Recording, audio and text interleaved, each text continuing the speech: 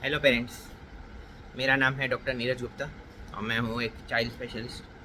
तो common mistakes जो हम पेरेंट्स बच्चों की देखभाल में करते हैं, उसमें मैंने कल आपको बताया था कि हम बच्चों को कई बार ओवर क्लोथिंग करके रखते हैं। दूसरी चीज़, कॉमन मिस्टेक में से एक आँखों में काजल लगाना।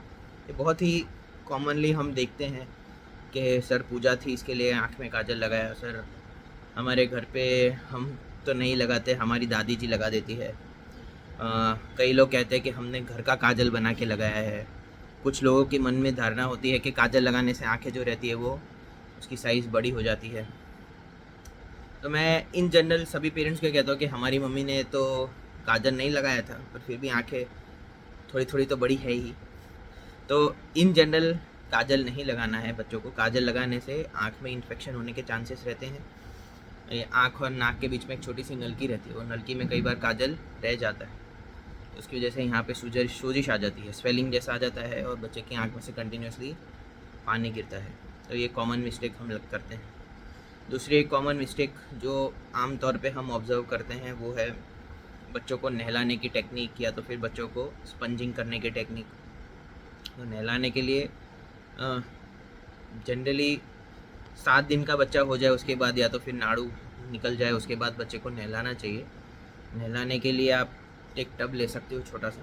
तो कई पेरेंट्स क्या करते हैं, बच्चे को ऐसे पाँव नीचे रख के, सिर का हिस्सा नीचे रख के लेटाते हैं, फिर बाद में नहलाते हैं। तो हम चाहते हैं कि बच्चा प्रॉप्ड अप मतलब बैठा हुआ पोजीशन में रहे और उस पर आप पानी के स्प्लैशेस कर दो, और फिर अगर आपको सोप जो भी आप प्रीफर करते हो वो सोप आप यूज़ करके उसको नहला सकते हो। ये कॉमन मिस्टेक जो हम देखते हैं वो है मालिश। तो इन जनरल मैं एडवाइस सब पेशेंट्स को ये करता हूँ कि तेल अगर आपको मालिश करना है तो नहलाने से पहले तेल मालिश करिए, नहलाने के बाद नहीं, क्योंकि अगर आप तेल मालिश करके बच्चे को नहलाओगे तो एक हल्की सी एक पतली सी लेयर कोकोनट ऑयल की या किसी भी ऑयल की लेयर हल्की सी रह जाती है जो बच्चों को ठंडी और गर्मी दोनों से बचा के रखती है। तो एक पतली लेयर अगर आप नहला देंगे तो वो निकल जाएगी। अगर आप नहलाने के पहले उसको तेल मालिश कर रहे हो तो उसके बाद बच्चे को हल्के हाथ से तेल लगा सकते हो, लेकिन पाउडर का यूज़ डेफिनेटली नहीं करना। किसी भी प्रकार का टेल्कम पाउडर हम बच्चों को रिकमेंड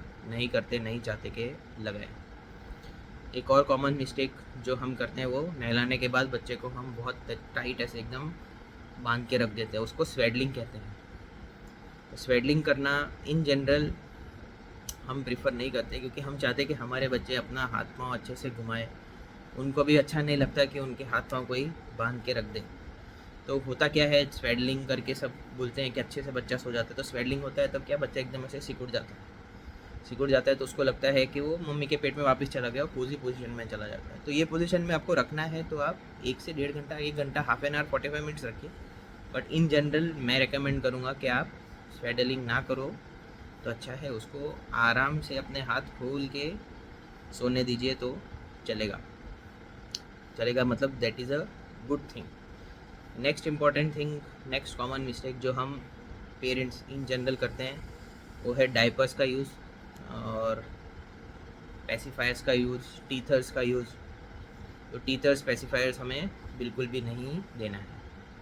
एक बहुत ही ज़्यादा डराने वाली चीज़ या एक बहुत ही ज़्यादा कंफ्यूज करने वाली चीज़, कई पेरेंट्स को लगता है कि बच्चा पॉटी बार बार कर रहा है तो दांत निकल रहे होंगे, उसकी वजह से पॉटी आ रही होगी, उसकी वजह से कान में खुजली आ रही होगी, या उसकी वजह से बच्चे को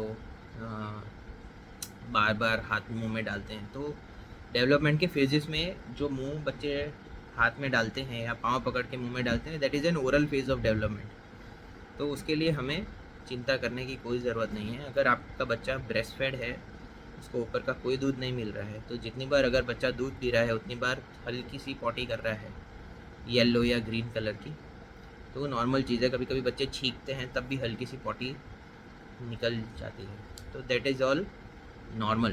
तो उसके लिए हम फिर डॉक्टर को रश करते हैं, फिर मेडिसिन्स हम देते हैं। फिर ऐसे में फिजियोलॉजिकल डायरिया कहते हैं। फिजियोलॉजिकल डायरिया मतलब ये नॉर्मल डायरिया रहता है। नॉर्मल डायरिया में अगर हम दवाई देते हैं तो दवाई के साइड इफ़ेक्ट्स ज़्यादा होते हैं।